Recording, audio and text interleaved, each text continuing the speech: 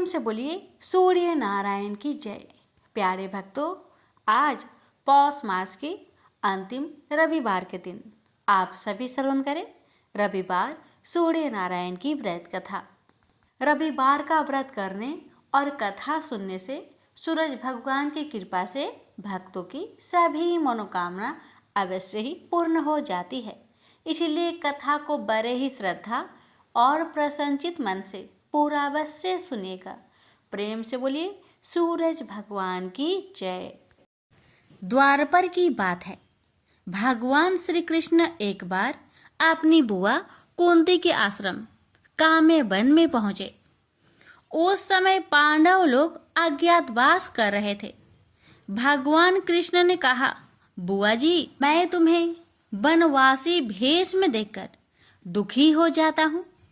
मुझे सदैव इस बात की चिंता लगी रहती है कि पता नहीं कब दुष्ट दुर्योधन का प्रहार तुम्हारे ऊपर हो जाए। अतएव इस विपत्ति से छुटकारा पाने के लिए तुम भगवान सूर्य नारायण की आराधना करो। भगवान सूर्य ही सभी जीवों के नियंता और प्राण है। उनके तेज से ही जीवों का उद्धार होता है। भगवान कृष्ण ने बतलाया कि एक बार शंकर जी से पार्वती जी ने कुछ पूछा था, उसे मैं तुमसे बतलाता हूँ।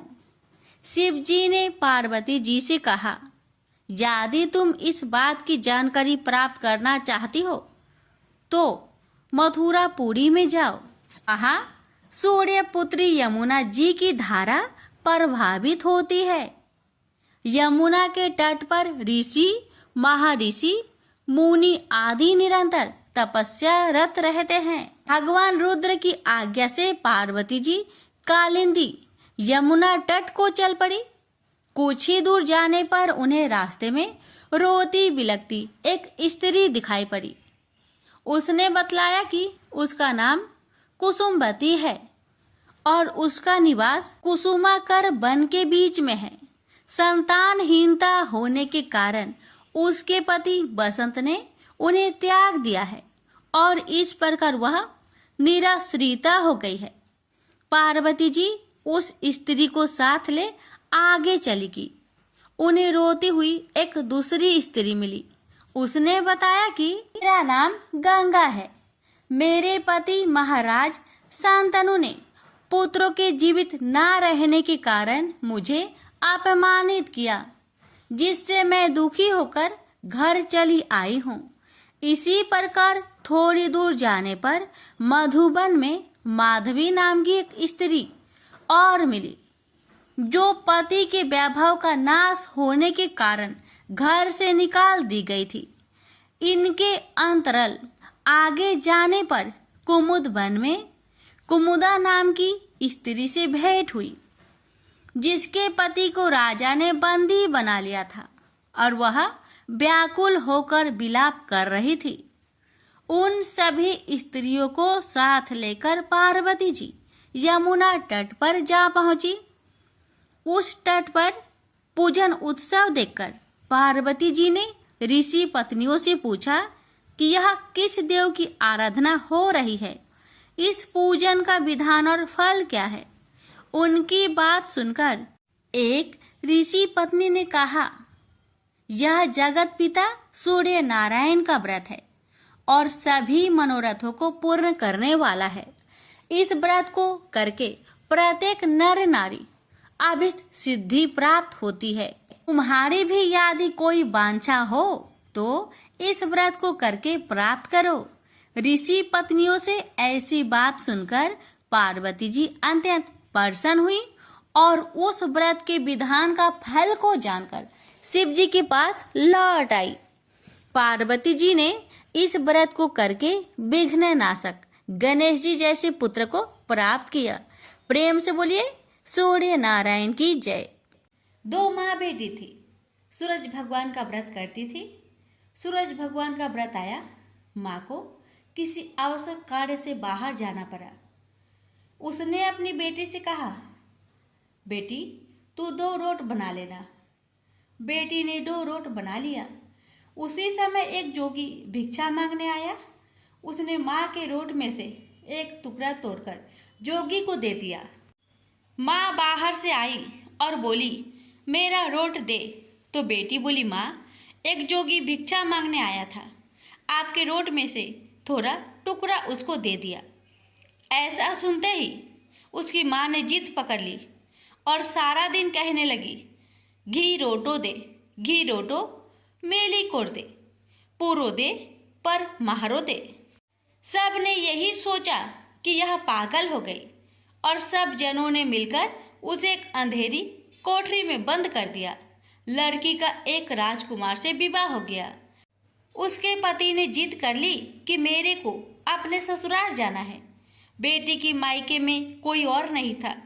जब उसने सूरज भगवान से विनती की कि मेरे को 1.25 पहर का मायका दो, जब सूरज भगवान तथास्तु कहकर अंतर्ध्यान हो गए, उसके बाद सूरज भगवान की कृपा से जंगल में महल, बाग बगीचे, माता पिता, भाई बहन, भाभी भतीजे सब बेटी जमाई के आदर सत्कार करने लगे, अपना प्यार लुटाने लगे।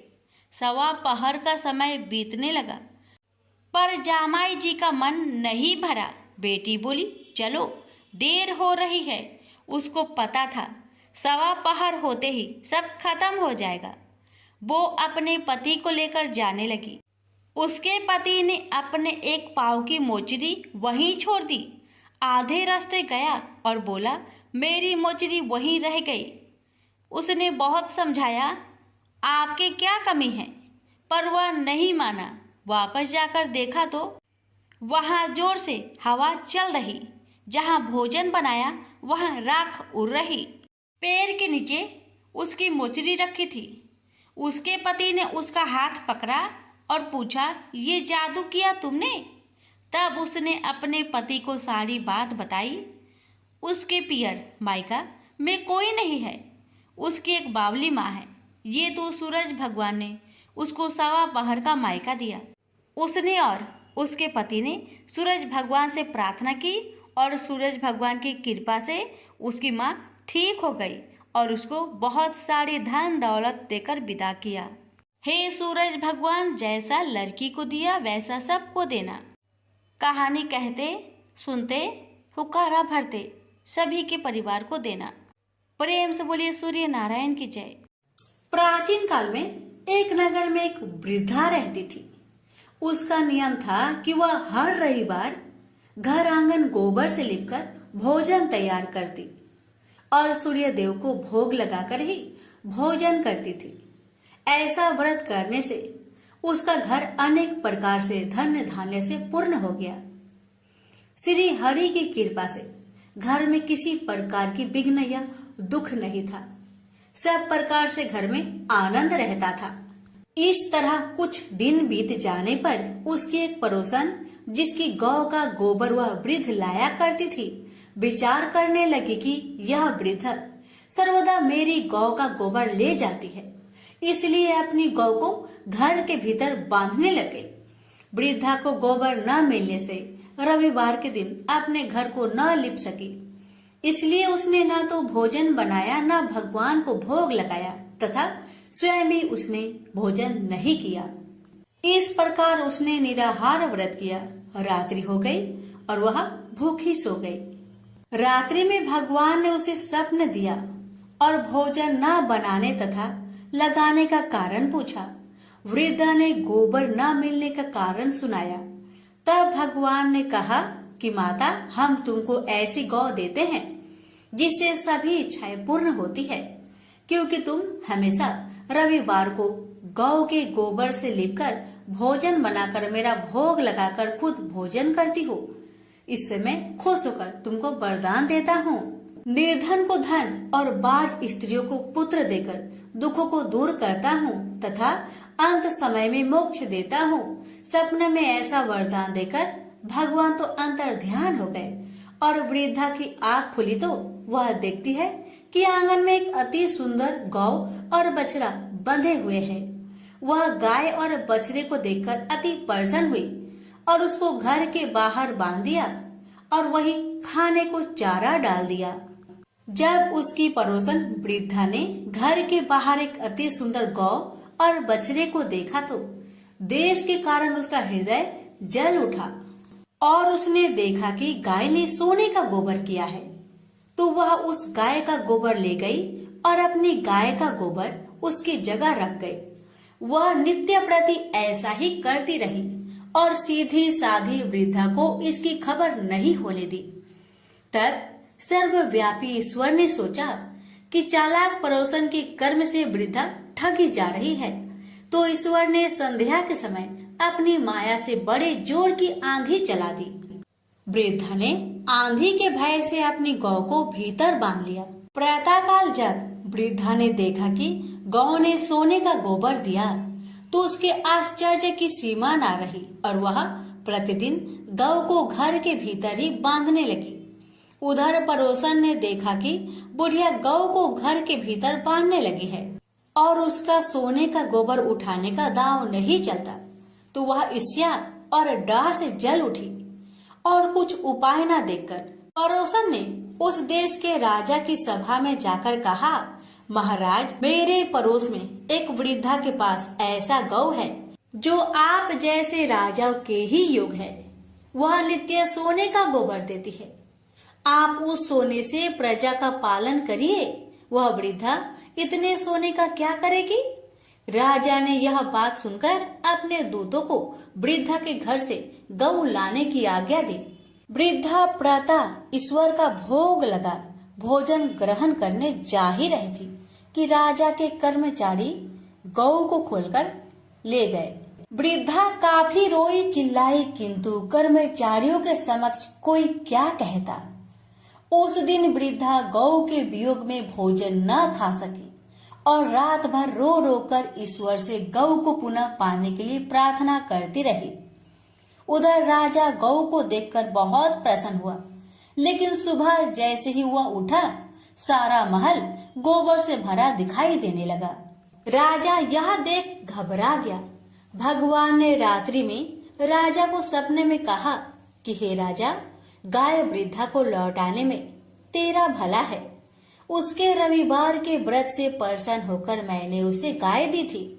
प्रातः होते ही राजा ने वृद्धा को बुलवाकर बहुत से धन के साथ सम्मान सहित गौ बछड़ा लौटा दिया। उसकी पड़ोसिन को बुलाकर उचित दंड दिया। इतना करने के बाद राजा के महल से गंदगी दूर हो गई। उसी दिन से राजा ने नगरवासियों को आदेश दिया कि राज्य की तथा अपनी समस्त मनोकामनाओं की पूर्ति के लिए रविवार का व्रत रखा करो। व्रत करने से नगर के लोग सुखी जीवन व्यतीत करने लगे।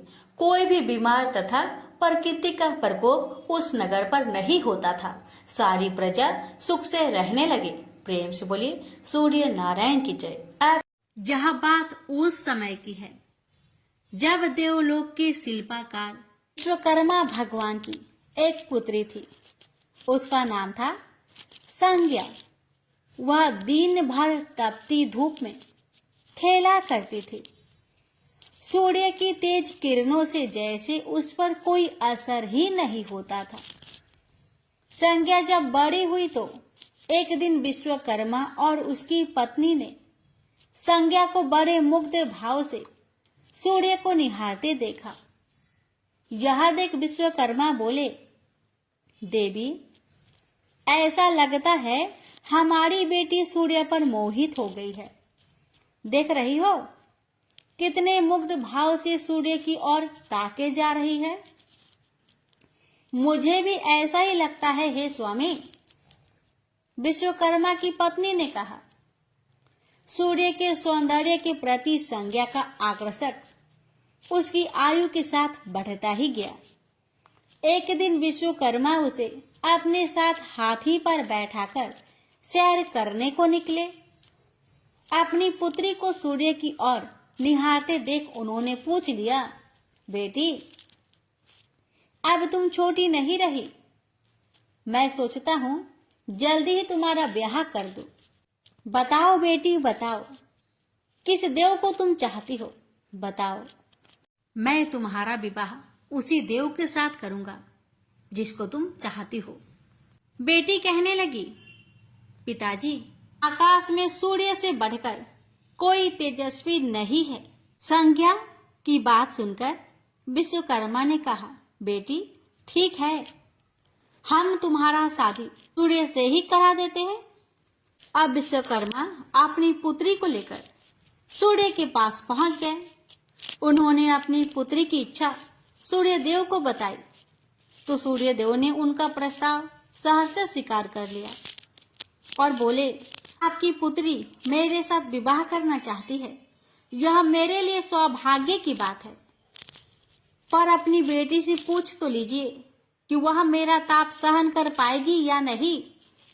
विश्वकर्मा ने संज्ञा को एक और ले गए और पूछा, बेटी, सूर्य देव का उत्तर तुमने सुन लिया, अब बताओ तुम उनका ताप सहन कर लोगी?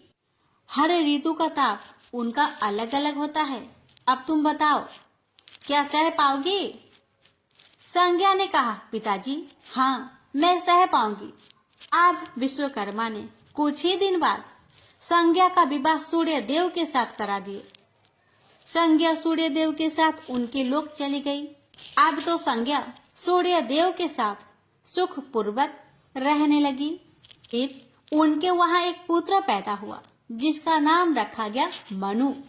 अनेक ऋषि मुनि बालक को आशीर्वाद देने आए, यह बालक ज्ञानियों में भी ज्ञानी होगा। ऋषियों ने भविष्यवाणी की, आशीर्वाद सच निकला। जब वह कुछ बड़ा हुआ तो ऋषि मुनियों से शिक्षा ग्रहण करने लगा। सूर्यदेव और संज्ञा को अपने बेटे पर बड़ा गर्व था। वे बहुत ही प्रेम से अपने बेटे का लालन पालन करते थे। अनाचार एक बार ग्रीष्म ऋतु में सूर्य की किरणें बहुत ही प्रखर हो गई। उनका तेज अपने चरम सीमा पर जा पहुंचा। संज्ञा की चमड़ी रसने लगी। सूर्य देव ने उसे अपने पास बुलाया तो वह अपनी आंखों पर हाथ रखकर उनके पास पहुंची। सूर्यदेव बोले, संज्ञा मेरी ओर देखो, तुमने अपनी आंखें क्यों ढक ली? नेत्र खोलो और मेरी ओर देखो, मैं तुम्हारा पति हूँ। संज्ञा बोली, स्वामी आपके ताप से मेरी आंखें खुल नहीं पा रही है। संज्ञा की बात सुन सूर्य देव ने कहा, इसका अर्थ तो ये हुआ कि तुम मुझे अपने से दूर कर रही हो। विवाह के पूर्व मैंने तुमसे पूछा भी था कि क्या मेरा ताप सहन कर पाओगी। तुम्हारी सहमति पाकर ही मैंने तुम्हारे साथ विवाह करना स्वीकार किया था, लेकिन अब तुम अपने वचन से मुकर रही हो। सूर्यदेव क्रोधित होकर कहने लगे। संज्ञा बोली, हे स्वामी, इसमें मेरा दोष नहीं, आपका ताप ही प्रखर है। यह सुन सूर्यदेव और भी कुपित हो उठे और बोले, सुनो संज्ञा, प्राणवान वस्तुओं को जीवित रखने वाला मैं ही हूँ, परंतु तुमने मेरी ओर से आंखें बंद कर ली, अतः तुम्हारे गर्भ से जो बालक उत्पन्न होगा वह यम होगा। यम अर्थात मृत्यु का देवता। संज्ञा वहां से भाग जाना चाहती थी, लेकिन बच्चों का मोह उसे विवश किए हुए था। संज्ञा की एक सहचरी थी, उसका नाम था छाया, जो हूबहू संज्ञा की ही प्रतिलिपि थी। उसने इस विषय में छाया की मदद लेने का निश्चय किया। उसने छाया को बुलाया और अपनी समस्या बताई। सुनकर छाया बोली, मुझे क्या करना होगा? तो संज्ञा कहने लगी, तुम संज्ञा बनकर मेरे पति के साथ जाओ और उनकी पत्नी और बच्चों की मां बनकर वहीं रहो। फिर छाया ने कहा, अगर उन्होंने मुझसे पूछताछ की तो मैं क्या कहूंगी? तो संज्ञा ने कहा, तुम बता देना कि मैं संज्ञा हूं, अपना भेद कभी मत खोलना। छाया कहती है, लेकिन मैं ये सब कैसे करूंगी? और करूंगी तो मेरी एक शर्त भी है कि अगर कभी सूर्यदेव मुझ पर बिगड़े या फिर श्राप देने लगे तो मैं सारा भेद खोल दूंगी। संज्ञा ने कहा, ठीक है छाया, अब जाओ और मेरे बच्चों को संभालो। तुमने मुझे बहुत ही कठिन काम सौंपा है संज्ञा। छाया कहने लगी। फिर भी मैं भरसक प्रयत्न करूंगी। और वहां से छाया चली गई। उसके जाने के बाद संज्ञा सोचने लगी, मैं मायके जाती हूँ, माँ और पिताजी मुझे देखकर बहुत प्रसन्न होंगे। मैं कुछ समय वहां रहूंगी, परंतु पिताजी तो कहेंगे स्त्री की शोभा पति के घर में रहने में ही है। ऐसे ही विचारों में उलझी बेचारी संज्ञा मायके को चल पड़ी। रास्ते में उसके मस्तिष्क में उलझने टकराने लगी। वह सोचने लगी, पिताजी जब मुझे लौट जाने को कहेंगे तब मैं क्या करूंगी? तब मैं जंगल में चली जाऊंगी। इसी सोच विचार के साथ संज्ञा अपने मायके पहुंच गई। पिता ने उसका बड़ा सत्कार किया। बोले, आओ बेटी आओ, सब कुशल मंगल तो है? तो संज्ञा बोली, नहीं पिताजी नहीं, आपने ठीक ही कहा था। ग्रीष्म ऋतु में मैं सूर्य देव की ताप सहन नहीं कर सकी। अब तो संज्ञा कुछ दिन अपने पिता के घर में सुख से रही। एक दिन पिता ने उससे कहा, बेटी संज्ञा, तुम्हारे आने से मुझे बड़ा हर्ष हुआ है, मुझे बहुत अच्छा लगा। परंतु विवाह हो जाने के बाद स्त्री को मायके में अधिक दिन तक नहीं ठहरना चाहिए। अब तुम अपने पति के घर जाओ, फिर कभी हमसे मिलने आना। तुम मुझे बहुत प्यारी हो, किंतु पति का घर ही स्त्री का घर होता है। यही मैंने सोचा था, संज्ञा मन ही मन बोली। और एक रात चुपचाप पिता का घर छोड़कर वह जंगल में चली गई। वह सोचने लगी, मैं सूर्य के सामने नहीं जा सकती, अतः घोड़ी बन जाती हूँ। उस रूप में मुझे यहाँ कोई पहचान नहीं पाएगा। घोड़ी का रूप धारण कर संज्ञा सूर्य के ताप की शक्ति को कम करने के लिए तपस्या करने लगी। तो छाया ने सूर्य के यहाँ जाकर संज्ञा का स्थान ले लिया। सूर्य देव ने उसे संज्ञा ही समझा। वे बोले, तुम लौट आई मेरे यहाँ? तो छाया कहने लगी, क्षमा कर दो स्वामी, मैंने अपनी दुर्बलता को जीत लिया है। छाया बड़े ही खेद स्वर में बोली। सूर्य देव कहने लगे, संज्ञा, मैं तो कब का ही तुम्हें क्षमा कर चुका हूँ। अब घर की जिम्मेदारी संभालो, बच्चों का लालन पालन करो। छाया ने कक्ष में लेटे दोनों बच्चों पर निगाह डाली और घर की जिम्मेदारियां संभाल ली। छाया इस घर में सुखी थी। वह प्राय सोचा करती थी कि बेचारी संज्ञा को कितना अच्छा घर त्यागना पड़ा उसे। क्या वह कभी नहीं लौटेगी? समय पाकर छाया को एक पुत्र हुआ। पुत्र पैदा होने के बाद वह कुछ चिंतित रहने लगी। मुझे यह नहीं भूलना चाहिए कि मैं संज्ञा नहीं, छाया हूँ। छाया ने एक पुत्र और पुत्री को जन्म दिया। अब छाया का व्यवहार बदलने लगा। वह अपने बच्चों से तो ज्यादा प्यार करती, लेकिन संज्ञा के बच्चों को तारने और उनके साथ दुर्व्यवहार करने लगी। मनु ने तो बी माता के व्यवहार को नजरअंदाज कर दिया, लेकिन यम को उसका व्यवहार खटकता रहा। माता छाया का यमुना बहन के साथ ऐसा व्यवहार करना उचित नहीं। वह अपने बच्चों के साथ तो कितना अच्छा व्यवहार करती थी। हम भाई बहन से नफरत, एक दिन तो हद ही हो गई। छाया ने यमुना के बाल पकड़े और उसे डंडे से पीटते हुए बोली, कमबख्तो, मरते भी तो नहीं, मर जाओ तो मेरा पीछा छूटे। जब छाया देर तक यमुना को पीटती रही तो यम से न रहा गया। उसने जाकर छाया का हाथ पकड़ लिया और गुस्से से बोला, बस माता बस, अब तुमने यमुना पर हाथ उठाया तो मुझसे बुरा कोई ना होगा। अच्छा, तेरी यह हिम्मत, मुझे धमकी देता है? ठहर जा, आज मैं तेरे पिताजी से इसकी शिकायत करूंगी। छाया बड़े ही क्रोध स्वर में बोली, लेकिन छाया ने इस डर से सूर्य देव से शिकायत न की, कहीं उसका भेद उजागर न हो जाए। लेकिन यम और यमुना ने तंग आकर अपने पिता से उसकी शिकायत अवश्य कर दी। पिताजी, यह स्त्री हमारी माँ नहीं है। यम ने कहा, हाँ पिताजी हाँ, पुत्र माता से विमुख हो सकता है, परंतु माता की ममता कभी कम नहीं होती। यमुना भी बोल उठी। सूर्यदेव ने कहा, मैं देख लूंगा, तुम जाओ, डरो नहीं, बस सब ठीक हो जाएगा। ऐसा कहकर सूर्यदेव ने बच्चों को धैर्य बंधाया, लेकिन बच्चों के जाते ही वह सोच में पड़ गए। बच्चे ठीक कहते हैं, यह अवश्य कोई मायाविनी है। सूर्यदेव गुस्से में भरकर छाया के पास पहुंचे और उसके केस पकड़कर झकझोरकर बोले, सच बताओ तुम कौन हो, अन्यथा मैं तुम्हें कठोर दंड दूंगा। ठहरिए स्वामी, ठहरिए, छाया कांपती हुई बोली। स्वामी, मैं संज्ञा की छाया हूं। वह आपकी देखभाल का भार किसी को सौंपे बिना नहीं जाना चाहती थी, इसलिए उसने मुझे आपके पास भेज दिया है। सूर्यदेव ने कहा, संज्ञा कहाँ गई है? तो छाया ने बताया, अपने पिता के यहाँ। अब तो सूर्यदेव सीधे विश्वकर्मा के पास पहुंचे और उनसे पूछा कि संज्ञा कहाँ है? तो विश्वकर्मा जी ने कहा, वह तुम्हारे तेज से बचने के लिए यहाँ आई थी।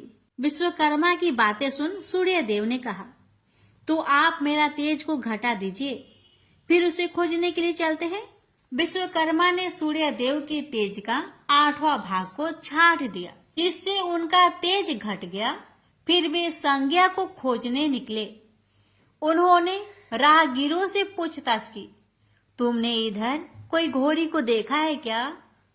हाँ, एक बिलछन घोड़ी को हमने नदी के पास विचरण करते हुए देखा है, राहगीरों ने बताया। उसमें बिलछन की क्या बात है? वह घोड़ी मानवी भाषा भी बोलती है। देव, अब तो यह अवश्य ही संज्ञा होगी, सूर्यदेव बोले। सूर्य घोड़ी के निकट पहुंचे और कहा, संज्ञा, मैं सूर्य हूं, तुम्हारा पति। अब यह घोड़ी का रूप त्याग दो। जब तक मेरी मनोकामना पूरी न होगी, मैं यह घोड़ी का रूप नहीं त्यागूंगी। घोड़ी बनी संज्ञा ने उत्तर दिया, तुम्हारी मनोकामना तो पूरी भी हो गई। सूर्यदेव ने कहा। फिर विश्वकर्मा बोलने लगे, बेटी, सूर्यदेव ठीक कहते हैं, मैंने इनके तेज का 8वां भाग को काट दिया है। पिता से अवशासन पाकर संज्ञा ने अपना घोड़ी वाला रूप त्याग दिया और अपने स्वाभाविक रूप में आ गई। वह हर्ष से अपने पिता से लिपट गई और फूट फूट कर रोने लगी। फिर उसने झुककर सूर्यदेव के पांव छुए और पूछा, स्वामी, हमारे बच्चे तो सकुशल है ना? सूर्यदेव ने कहा, हाँ, दोनों बच्चे ठीक है। मनु, यम और यमुना को अब फिर से माँ मिल जाएगी। सूर्यदेव ने मुस्कुराकर कहा, मैं अब कभी भी अपना घर त्याग कर नहीं जाऊंगी। संज्ञा ने सूर्यदेव को वचन दिया और साथ में संज्ञा बोली, स्वामी, आप छाया को क्षमा कर देना और अपने साथ ही रखना। दोनों का मिलन देखकर विश्वकर्मा ने भी अपना आशीर्वाद प्रदान किया। जाओ और सदा सुख शांति से रहो। सूर्यदेव और संज्ञा सूर्यलोक पहुंचे और छाया और बच्चे के साथ आनंद पूर्वक रहने लगे। तो प्रेम से बोलिए, सूर्य नारायण की जय। अटपट नगरी का एक गरीब ब्राह्मण लकड़ियों और घास के लिए हर रोज जंगल में जाया करता था। एक दिन उसने वहां वन देवियों को सूरज भगवान की पूजा करते हुए देखा। सूर्य नारायण के आह्वान का उनका अनुष्ठान अनूठा था। ब्राह्मण ने साहस जुटाकर उनसे पूछा कि ये क्या कर रहे हैं आप लोग? तब उन्होंने उत्तर दिया, यह सूर्य नारायण का अनुष्ठान है। ब्राह्मण ने कहा, मुझे भी इसकी विधि बताइए। तब वन देवियों ने कहा, नहीं, यह बहुत शक्तिशाली अनुष्ठान है। यदि हम तुम्हें सिखा देंगे तो संभवतः तुम अहंकारी हो जाओगे और इसे विधि पूर्वक न करोगे। ब्राह्मण ने वचन दिया, नहीं नहीं, मैं ऐसा बिल्कुल नहीं करूंगा। मैं विनम्रता पूर्वक संपूर्ण विधि का भली भांति पालन करूंगा। तब वन देवियों ने कहा, उसे अनुष्ठान की विधि समझाई कि रविवार को चंदन सार से सूर्य नारायण का चित्र बनाकर उसे पुष्प और फल अर्पित करे। उसके बाद 6 महीने तक हर रविवार को वह ऐसा ही करे। फिर उसके अगले 6 महीने गरीबों को दान करे। ब्राह्मण घर गया और रविवार से अनुष्ठान प्रारंभ कर दिया। उसके अनुष्ठान से सूरज भगवान बहुत प्रसन्न हुए। धन धान्य से ब्राह्मण का घर भर गया। उसे बहुत प्रसिद्धि प्राप्त हुई। एक दिन रानी ने उसे बुलवाया। राजमहल में जाते समय भय से उसकी टांगे कांप रही थी। रानी ने उसे बैठने को आसन दिया और सहृदयता से कहने लगी, डरने की कोई बात नहीं है। हमने आपको इसलिए बुलाया है कि हम चाहते हैं आप अपनी बेटियां हमें दे दे। ब्राह्मण सिसकते हुए कहा, मेरी बेटियां बहुत तंगी में बड़ी हुई है। राजवंश में उनके साथ चाकरों के समान आप व्यवहार करेंगी। रानी ने उसे आश्वस्त किया कि नहीं नहीं, ऐसी बात नहीं है, आप चिंता न करें, उनके साथ राजसी व्यवहार किया जाएगा। एक का राजा से विवाह होगा और दूसरी का मंत्री से होगा। ब्राह्मण ने खुशी खुशी रानी का प्रस्ताव स्वीकार कर लिया। शीघ्र ही विवाह हो गए और ब्राह्मण की बिटिया ससुराल चली गई। पूरे 12 बरस ब्राह्मण उनसे मिलने नहीं आया। वह अपने काम और काज में और अनुष्ठान में व्यस्त रहता था। तथा 12 बरस बाद उसने बेटियों से मिलने की सोची। पहले वह बड़ी बेटी के पास गया। बड़ी बेटी राजा से ब्याही थी। बेटी ने पिता को रत्न जड़ित चौकी पर बिठाया।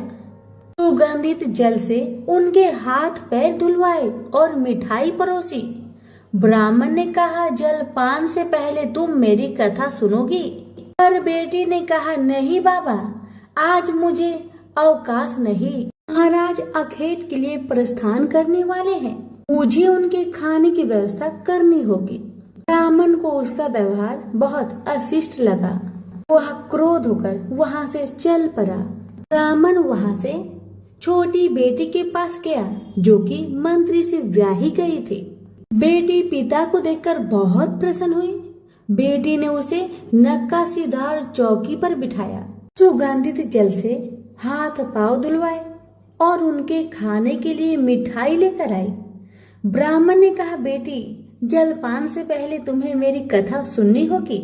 बेटी ने कहा, हाँ अवश्य बाबा, कथा सुनकर मुझे प्रसन्नता होगी। यह कहकर वह घर के भीतर जाकर 6 मोती लेकर आई। 3 मोती पिता के हाथ पर रखे और 3 अपने हाथ में रखे। यह कथा ब्राह्मण ने आज से पहले किसी को नहीं सुनाई थी। उसने बेटी को बताया कि कैसे वह वन देवियों से मिला और कैसे उन्होंने उसे सूर्य नारायण का अनुष्ठान पूजन विधि बताया। बेटी ने एक एक शब्द को बड़े ध्यान से सुना। फिर ब्राह्मण ने मुदित मन से जलपान ग्रहण किया और घर लौट आया। पंडिताइन ने बेटी की कुशल क्षेम पूछी। ब्राह्मण ने उसे सारी बातें बताई और कहा कि बड़ी वाली मेरी बेटी ने मेरी कथा नहीं सुनी, उसे इसका फल भुगतना पड़ेगा। और वही हुआ। उसका पति सेना लेकर दूसरे राज्य पर आक्रमण करने गया था और वापस नहीं लौटा, पर दूसरी बेटी ने उसकी कथा सुनी थी, सो वह सुखी थी। उसकी समृद्धि दिनों दिन बढ़ती गई। दुर्भाग्य से बड़ी बेटी का पिंड नहीं छोड़ा। उसके लिए एक एक दिन काटना दूभर हो गया था। एक दिन उसने अपने बड़े बेटे से कहा, घर में कुछ नहीं है, अपनी मौसी के पास जाओ और कोई उपहार लेकर आओ। वह जो दे घर ले आना। अगले रविवार को राजकुमार मौसी के घर गया। वहां वह तालाब पर गया और स्नान करने आई औरतों से पूछा, तुम किसके यहाँ काम करती हो? उन्होंने उत्तर दिया, हम मंत्री की पत्नी की दासियां हैं। राजकुमार ने कहा, अपनी मालकिन से जाकर कहो कि उनकी बहन का बेटा आया है। ये भी कह देना कि उसके कपड़े फटे हुए हैं, इसलिए वो उसे पिछले दरवाजे से महल के भीतर आने दे। दासियां उसे पिछले दरवाजे से भीतर ले गई। मौसी ने उसके नहाने के लिए सुवासित जल रखवाया, पहनने को नए कपड़े दिए और राजसी भोज करवाया। फिर उसने बेटे को मोहरों से भरा हुआ कद्दू दिया। वह चलने लगा तो मौसी ने कहा, इसे संभाल कर ले जाना, कहीं खोना मत। पर रास्ते में सूर्य भगवान ने माली के भेष धारण करके मोहर से भरा हुआ कद्दू चुरा लिया। वह घर पहुंचा तो माँ ने उससे पूछा कि मौसी ने तुम्हें क्या दिया। राजकुमार ने खाली हाथ दिखाते हुए कहा, जो भाग्य ने दिया वह कर्म ने छीन लिया, मौसी ने जो दिया वह रास्ते में खो गया। अगले रविवार को रानी ने दूसरे बेटे को भेजा। वह भी शहर के तालाब पर गया और नहाने धोने आई औरतों से पूछा, तुम कहाँ काम करती हो? औरतों ने कहा, हम मंत्री की पत्नी की दासियां हैं। अपनी मालकिन से कहो कि उसकी बहन का बेटा आया है। और उसे भी पिछले दरवाजे से भीतर ले जाया गया। नहाने और नए कपड़े पहनने के बाद राजकुमार ने भोजन किया। वह चलने लगा तो मौसी ने उसे मोहर से भरी हुई खोखली छड़ी दी और बोली, इसे संभाल कर ले जाना, कहीं खोना मत। रास्ते में सूरज भगवान ग्वाले का रूप धरकर आए और उसकी छड़ी चुरा लिए। वह घर पहुंचा तो रानी ने उससे पूछा कि मौसी ने तुम्हें क्या दिया? राजकुमार ने खाली हाथ दिखाकर कहा, जो भाग्य ने दिया वह कर्म ने छीन लिया। तीसरे रविवार को रानी ने तीसरे बेटे को भेजा। वह भी सीधे तालाब पर गया। मौसी ने उसकी भी वैसे ही खातिरदारी की। उसे नहलवाया, कपड़े दिए और खाना खिलाया। चलते समय उसने उसे मोहर से भरा हुआ खोखला नारियल दिया और कहा, इसे संभाल कर ले जाना, खोना मत। रास्ते में राजकुमार कुएं की जगह पर सुस्ताने के लिए रुका। जैसे ही उसने नारियल जगत पर रखा, वह लुढ़क कर कुएं में गिर गया। छपाक। वह घर पहुंचा तो रानी माँ ने पूछा कि वह क्या लाया है। राजकुमार ने जवाब दिया, जो भाग्य ने दिया वह कर्म ने छीन लिया। चौथा राजकुमार गया, तभी वही हुआ। उसे मोहर से भरा हुआ कुल्हड़ मिला, जिसे सूर्य नारायण चील बनकर झपट ले गए। पांचवें रविवार को रानी खुद गई और जाकर तालाब पर खड़ी हो गई। छोटी बहन उसे खुद लेने के लिए आई और पिछले दरवाजे से घर में ले गई। नहलाने के बाद बताया कि उसकी विपत्ति का कारण यह है कि उसने बाबा की कथा सुनने से मना कर दिया था। फिर उसने दीदी को पूरी कथा सुनाई।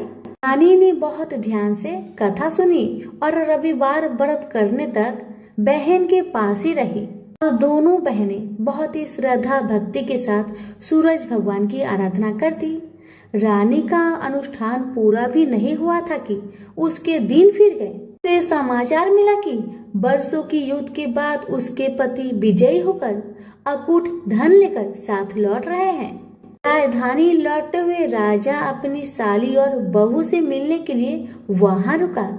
जब उसने सुना कि उसकी रानी भी यही है, तो उसे लेने के लिए उसने पालकी और कुछ दासियां भेजी।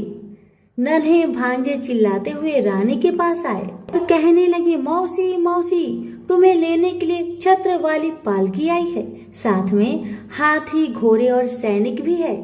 सब देखने के लिए बाहर भागे।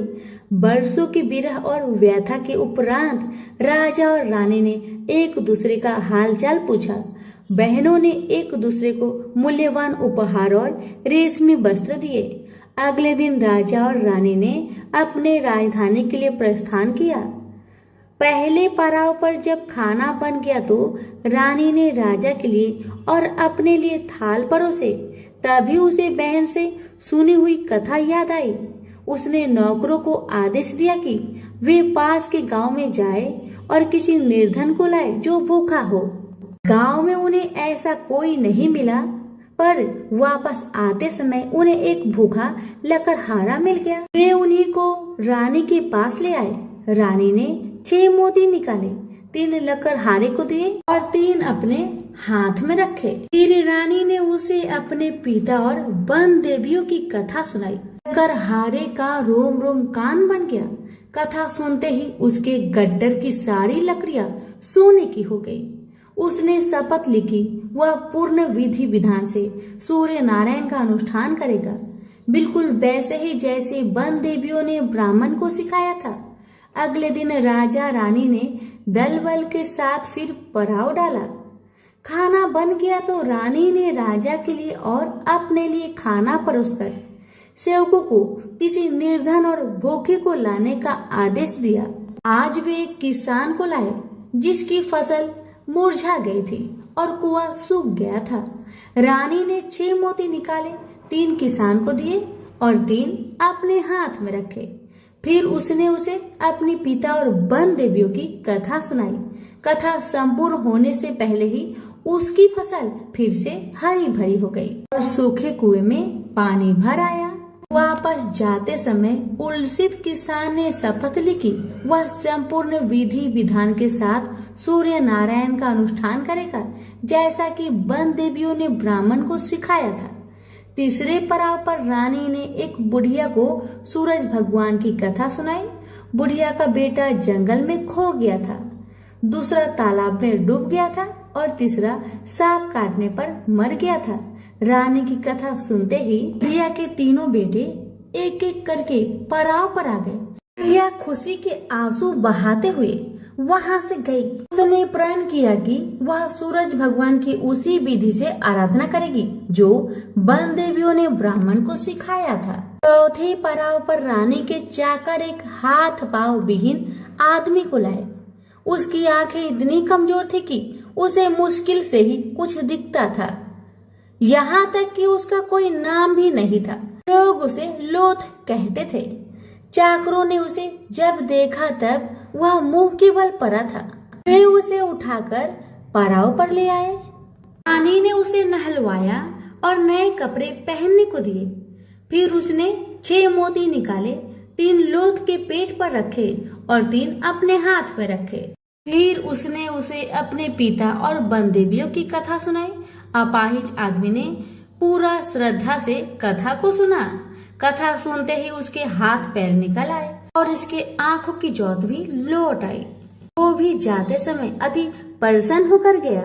उसने शपथ लिया कि वह सूर्य नारायण की विधि पूर्वक आराधना करेगा, जैसे कि वन देवियों ने ब्राह्मण को बताया था। अगले दिन राजा और रानी अपनी राजधानी पहुंच गए।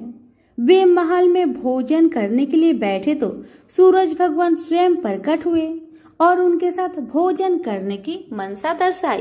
राजन ने महल के सारे दरवाजे खुलवा दिए और अनेकानेक उत्कृष्ट व्यंजन बनाने का आदेश दिया।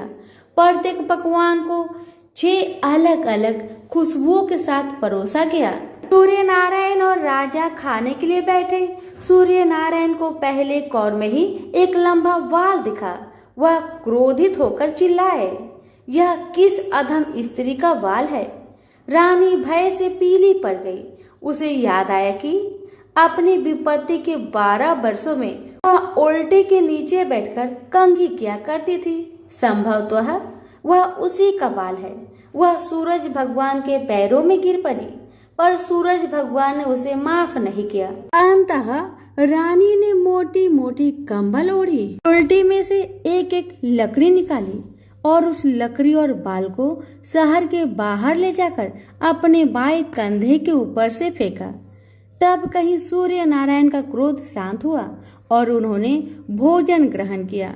ब्राह्मण, राजा, रानी, उनके बच्चे, मंत्री की पत्नी, लकड़हारा, किसान, बुढ़िया और वह आदमी जिसे लोथ कहा जाता था, सभी को सूर्य नारायण की अनुकंपा से लंबी आयु मिली। जब तक वो जिए सुख से जिए। तो सभी प्रेम से बोलिए सूर्य नारायण की जय। कथा अच्छी लगे तो दूसरों को शेयर करना ना भूले। धन्यवाद।